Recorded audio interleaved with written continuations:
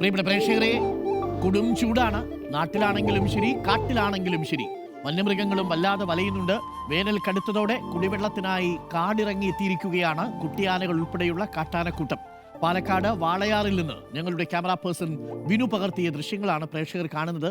നല്ല ചൂടിനിടെ ഇന്നലെ വേനൽ മഴ എത്തിയത് ആശ്വാസമായിട്ടുണ്ട്.